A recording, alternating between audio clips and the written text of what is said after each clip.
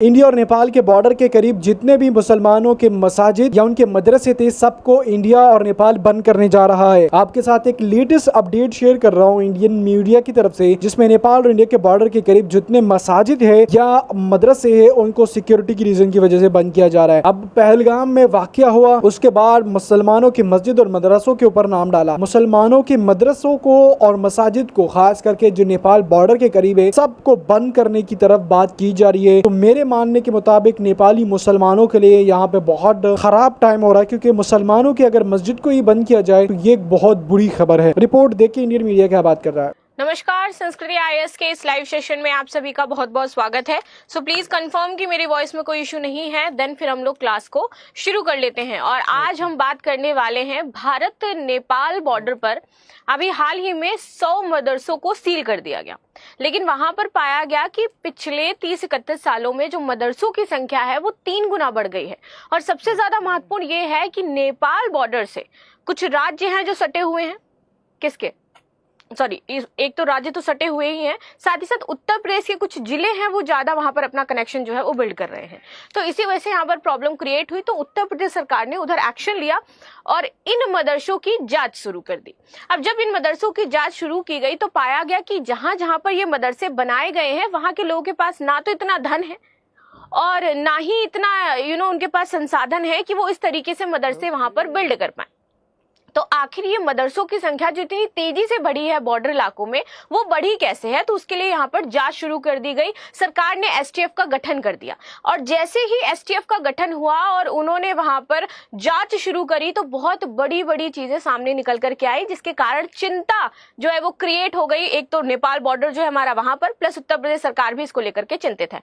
तो चलिए इसी के बारे में हम लोग आज बात कर लेते हैं भाई कि ये जो मदरसा जिहाद है जिस तरीके से बिल्ड हो रहा है भारत नेपाल बॉर्डर पर और 31 सालों में जिस तरीके से इनकी संख्या में बढ़ोतरी हुई है, आखिर इसके पीछे के कारण क्या है और ये मदरसे कर क्या रहे हैं? सबसे बड़ी बात है कि यहाँ पर 500 से ज्यादा मदरसे ऐसे हैं जो इलीगली चल रहे हैं।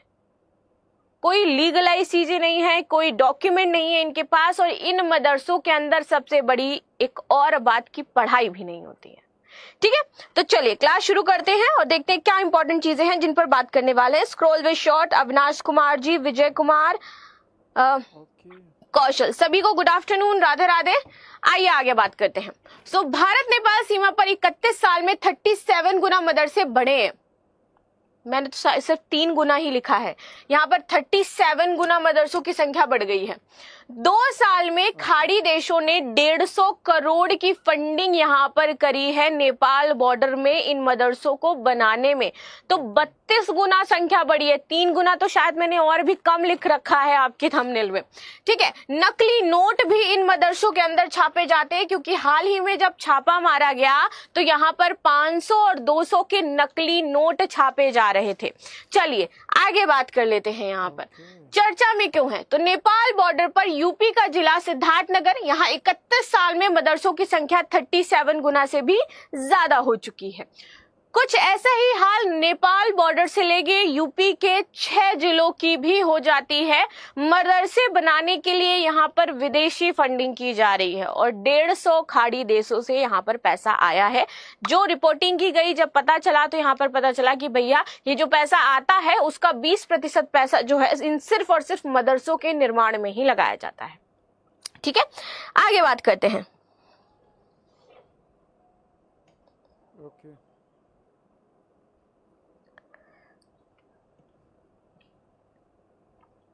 आगे यहाँ पर बात कर लेते हैं। अवैध तरीके से खड़े हो रहे मदरसों को रोकने के लिए प्रशासन को कार्रवाई करने के लिए आगे आना पड़ा है।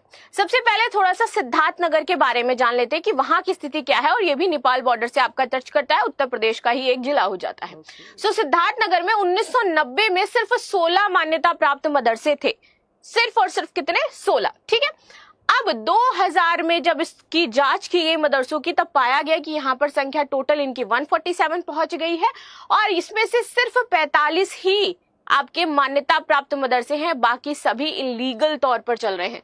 2021 में जिले के अंदर मदरसों की संख्या 597 पहुंच गई। कितनी तेजी से इनकी संख्या बढ़ रही है आप ये देखिए।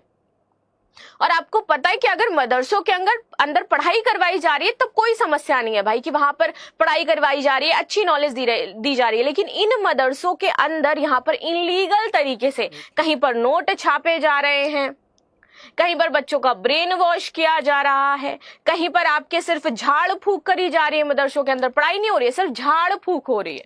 तो आप समझो कि ये फिर वहां पर टेंशन क्रिएट कर देता है कि जब 16 मदरसे थे यहाँ पर 1990 में, फिर हमने देखा 2000 में यहाँ पर 147 पहुंच गए मदरसे, लेकिन इसमें सिर्फ 45 ही मान्यता प्राप्त हैं आपके। तो बाकी 142 जो मदरसे हैं वो कैसे चल रहे हैं, उनके लिए पैसा कहां से आ रहा है? सरकार तो पैसा देती नहीं है, क्योंकि सरकार उन्हीं को देगी जो मान्यता प्राप्त मदरसे हैं। और जहां पर सरकार पैसा नहीं दे रही है मतलब वहां पर इलीगल फंडिंग आ रही है, खाड़ी देशों से वहां पर पैसा आ रहा है, ब्लैक मनी का व्हाइट मनी किया जा रहा है, इस तरीके से हवाला का पैसा भेजा जा रहा है। तो ये सारे काम होते हैं। 2021 की बात करते हैं तो 597 यहाँ पर संख्या पहुंच जाती है। कितनी तेजी से इनकी संख्या यहाँ पर बढ़ी है। इसमें 145 ऐसे मदरसे हैं जो मान्यता प्राप्त नहीं है। किसमें से? 597 में से। सबसे ज्यादा 152 मदरसे डुमरियागंज तहसील में आपके स्थित हो जाते हैं, और इसके अलावा इटावा में 134 हैं, नौगढ़ में आपके 119 हो जाते हैं, शोहरतगढ़ में 102 मदरसे हो जाते हैं, और बासी तहसील में 90 मदरसे हो जाते हैं। और यहाँ पर किन किन तरह से जो मदरसे उनकी संख्या बढ़ी है ये आप देख सकते हो। और सिर्फ पिछले कुछ आपके 5-6 सालों में और ड्रास्टिक यहाँ पर चेंज आया नंबर में, और जिसमें से सिर्फ मान्यता प्राप्त अब कितने हैं? 145 है मात्र। बाकी सब इलीगल तौर पर यहाँ पर मदरसे चल रहे हैं। और जब बात की जाती है कि इन मदरसों पर ताला लगाया जाएगा, इनको बंद किया जाएगा, तो विद्रोह शुरू कर दिया जाता है। गांव वाले घेर लेते हैं सरकार को कि नहीं, हम नहीं बंद करने देंगे। आप क्यों नहीं बंद करने देंगे मदरसे, जब भी किसी भी तरीके से काम में नहीं आ रहे हैं? आप वहां पर नकली नोट छापेंगे इसलिए मदरसे आपके चलते रहे। आगे बात करते हैं। यहाँ पर आगे क्या चीजें हैं? श्रावस्ती में मदरसे में छापे जा रहे थे नकली नोट। अब ये कहाँ का पूरा मामला हो जाता है? तो श्रावस्ती जिले का हो जाता है। यहाँ पर सबसे ज्यादा कार्रवाई हो रही है मदरसों के ऊपर। भारत नेपाल सीमा की तरफ से आगे बढ़ने पर जगह जगह सड़क किनारे आपकी मजार नजर आती हैं। छोटी छोटी सी मजारें बना करके रखी हैं, और उनकी आड़ में सारे आपके, चाहे वो इलीगल धंधे, चाहे वो गांजा हो जाए, चाहे चरस हो जाए, चाहे वो आपकी शराब हो जाए, इस तरीके से काम किए जा रहे हैं। और ऐसा नहीं है कि इसमें सिर्फ आपके मुस्लिम समुदाय ही इन्वॉल्व है, इसमें आपके कुछ लोग ऐसे भी हैं जो हिंदू भी इन्वॉल्व हैं और वहां पर इलीगल तरीके से काम कर रहे हैं। फतेहपुर बनगई गांव में सड़क के एकदम किनारे एक कबरला है। यहाँ रुके और उसके बारे में जानने की यहाँ पर कोशिश की गई, जब ग्राउंड रिपोर्ट यहाँ पर की जा रही थी और पता लगाया जा रहा था कि आखिर इन मदरसों में है क्या। यहाँ पर एक रामकरण गुप्ता मिले। वे कहते हैं कि पहले यहाँ पर ये जो चीजें बनी हुई हैं, सड़क सड़क पर जो मजारें बनी हुई हैं, ये नहीं थी। यहाँ अब मुस्लिम लोग मुहर्रम का ताजिया लेकर के आते हैं। इस गांव में जो मदरसा तैयार हुआ है वो गांव के लोगों ने ही चंदा मिला करके तैयार किया है। तो चंदा मिला करके आप कितने मदरसे बनवा सकते हो? मुझे लगता है कि एक बनवा सकते हो, ज्यादा से ज्यादा आप 10 बनवा दोगे, उससे ज्यादा आप 15 बनवा दोगे। लेकिन ये जो 100-150 मदरसे बने हैं, हर बार तो कोई चंदा देगा नहीं, ठीक है? तो उनको आपने कैसे बिल्ड किया? यहाँ पर सबसे बड़ी चीज, जो सरकार यहाँ पर शौचालय, सार्वजनिक शौचालय बनवाती है, उनके जो शौचालय हैं उनको मदरसा कब्जा कर लेते हैं कि वो अपनी बाउंड्री घेर लेते हैं, वही वक्फ की जमीन के नाते, और कहते हैं वो हमारे क्षेत्र में आ गया। गांव में प्राइमरी स्कूल भी है, ऑलरेडी बना हुआ है, लेकिन उसमें मुस्लिम बच्चों की संख्या कम है, वो प्राइमरी स्कूल नहीं जाते हैं। वो कहाँ पढ़ने जा रहे हैं? वो मदरसा जा रहे हैं। यहाँ पर हिंदू बच्चों के मुकाबले कम आपको देखने को मिलेगी। जितने हिंदू बच्चे पढ़ते हैं प्राइमरी स्कूल में, उतने आपके मुस्लिम बच्चे उस गांव में नहीं पढ़ते हुए दिखाई देंगे। इसी गांव के पास गंगापुर है। यहाँ 3 महीने पहले पुलिस ने फैजुल नबी मदरसे में छापा मार करके नकली नोट छापने के जो गैंग था उसको खुलासा किया था। इस गैंग में हिंदू मुस्लिम दोनों ही इन्वॉल्व थे आपके। आगे आ जाते हैं। पुलिस ने मदरसा संचालक मुबारक अली उर्फ नूरी को भी यहाँ पर गिरफ्तार किया था, और साथ ही 34,500 रुपए के नकली नोट यहाँ पर जब्त किए गए थे।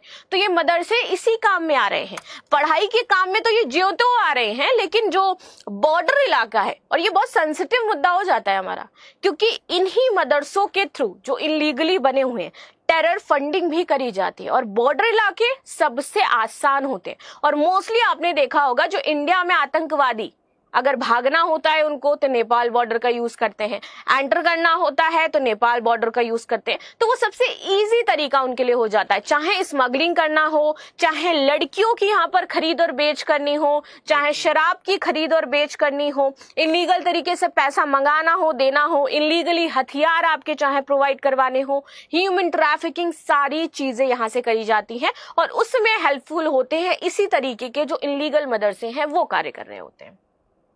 किस नाम पे कह दिया जाता है भाई कि ये मदरसे में हम लेकर के आए। अब आपको क्या पता कि उस बुरके के अंदर कौन सी औरत बैठी हुई है, आपको नहीं पता कि उस बुरके के अंदर कौन सी बच्ची बैठी हुई है जो कहीं से लाई गई है और उसको यहाँ पर मदरसे में ला करके डाल दिया गया। उसके बाद थोड़ी देर बाद क्या पता उसकी डिलीवरी है कहीं पर नेपाल बॉर्डर में, उसको जाना है।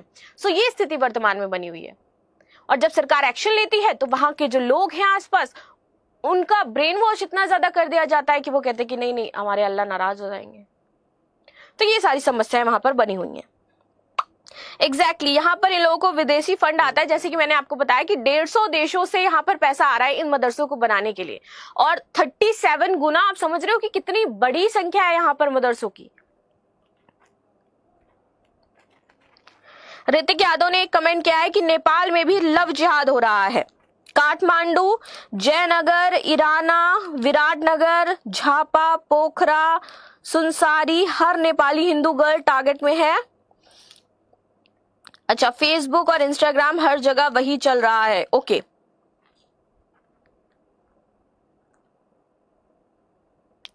बात ऐसी है, जितेंद्र का कहना है बात ऐसी है कि हमारी गवर्नमेंट ही फूल है। एक्चुअली इसीलिए गवर्नमेंट ने एक्शन लिया जब उन्होंने देखा कि भाई इस तरीके से अचानक से जो बढ़ोतरी आई है मदरसों में, और हमने तो इतने मदरसों को मान्यता भी नहीं दे रखी है। और सबसे बड़ी बात, जो गवर्नमेंट मान्यता देती है मदरसों को तो उसमें जो भी टीचर पढ़ाते हैं उनको पैसा देती है गवर्नमेंट। जैसे कि सरकारी स्कूलों में जो टीचर्स पढ़ाते हैं उनको सैलरी दी जाती है, वैसे मदरसा में जो टीचर पढ़ाते हैं उनको भी सैलरी दी जाती है। अब लेकिन मान लो क्यों कोई उन मदरसों में पढ़ाएगा जाकर के जिसको पैसा ही नहीं मिल रहा है। तो हर जो कार्य है लोग अपने पैसे के लिए कर रहे हैं ना, अपनी आजीविका कैसे चलाएंगे अगर वो मदरसे में जाकर के पढ़ा रहे हैं, तो उनको पैसा कहाँ से आता है। तो फिर जो लोग ये फंडिंग करते हैं मदरसा बनाने के लिए, विदेशों से जो पैसा आता है, तो वही लोग फिर वहां पे जो मदरसे में काम कर रहे हैं, ब्रेन वॉश का जो काम कर रहे हैं, फिर वो उनको पैसा देते हैं। और आपने देखा कि कितना आपको यहाँ पर गांव के प्राइमरी स्कूलों में तो यहाँ पे इंडियन मीडिया ये बात कर रहा है कि भाई मुसलमानों ने ये हमला किया और मुसलमान ये और मुसलमान वो, तो जिसकी वजह से इंडिया ने नेपाल को कहा अगर आप हमारे साथ बॉर्डर ओपन रखना चाहते हैं तो बॉर्डर के करीब जितने भी मदरसे या मसाजिद है उनको आपको बंद करना पड़ेगा। जिसके बाद अब नेपाल भी इस बात पे हामी हो चुका है और नेपाल को ये सारे मसाजिद और ये मदरसे बंद करने पड़ रहे हैं। अब मदरसों में एक्चुअल में होता क्या है, इंडिया के मुताबिक मदरसों में दहशतगर्द पाले जाते हैं, लेकिन ऐसा नहीं है। मसाजिद में नमाज पढ़ते हैं, मदरसों में इस्लामी तालीम दी जाती है कि आपने किस तरीके से मुसलमान बनकर रहना है। इस्लामी तालीम जैसे कि हम लोग नॉर्मल जिंदगी में स्कूल से पढ़ते हैं, तो इसी तरीके से इस्लामी तालीम होती है जिसको हिफ्ज या इसके अलावा भी कई सारी चीजें हैं जो मदरसों में या मसाजिद में पढ़ाए जाते हैं। तो उससे इंडिया को इतना डर है कि भाई नेपाल बॉर्डर के करीब जितने भी मदरसे हैं उसको बंद करने की बात की जा रही है ताकि ना हो कि इसमें कोई दहशत घुसा हो। अब इंडिया के माइंडसेट में ये है कि मदरसों में सारे दहशतगर्द होते हैं, ऐसा नहीं है। और नेपाल अगर इसको सपोर्ट करे तो नेपाल के लिए भी एक बुरी खबर है कि अगर आप लोग मुसलमानों के खिलाफ जा रहे हैं तो आपके खिलाफ भी फिर मुसलमान खड़े हो सकते हैं।